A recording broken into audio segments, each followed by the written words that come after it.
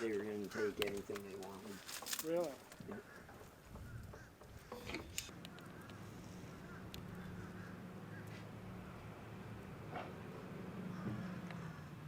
Yeah, they stayed, and never again.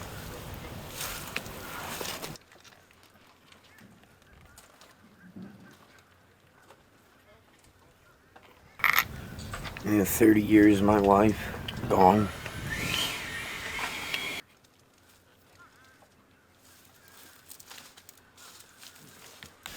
It's myself, my mom, my dad, and they're, elderly. And it's basically me that's doing everything.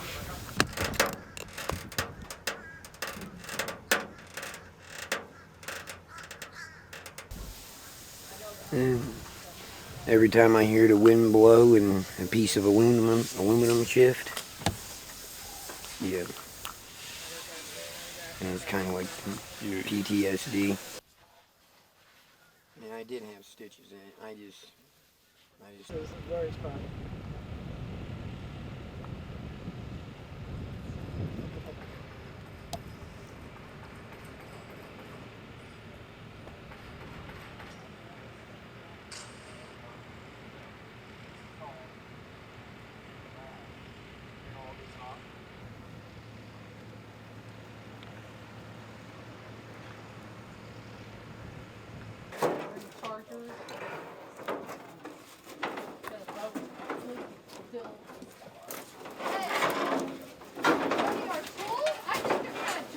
It's like a death of a loved one, it's just like the pain just comes and goes.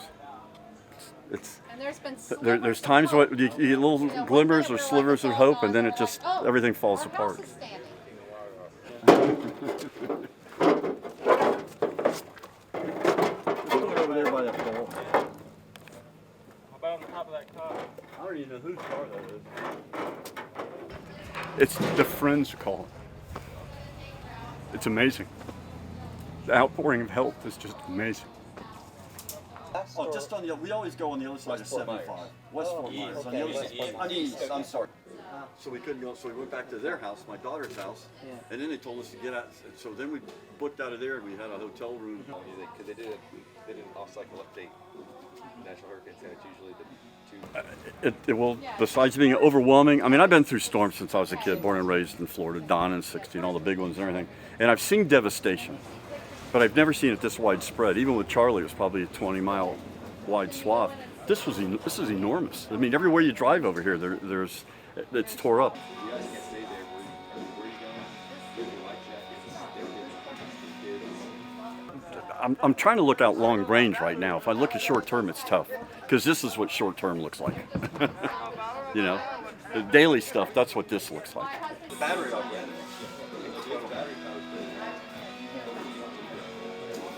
Well, I think what we are witnessing is what we've been witnessing since the dawn of society, and that is banding together and helping as best we can with what we have.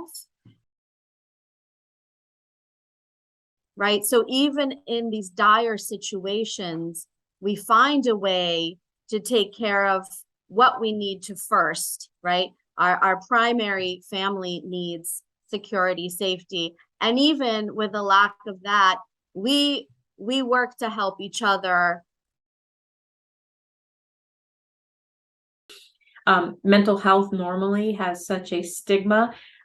This storm has hit every zip code and every phase of life, every level of income. And so, yes, the needs are different, but many are in desperate need to rebuild their lives back. And we need to be there for them, because these are such triggers. Need our services. You necessarily don't have to have a diagnosis. It's just the toxic stress and the shock of everything that we're seeing. If you're able to hear the radio or see the news, if you have gotten power back, it's just devastating. It's just devastating. The recovery is going to take a long time, and people don't really know where to begin. So we need that hand holding and to help get people through that process.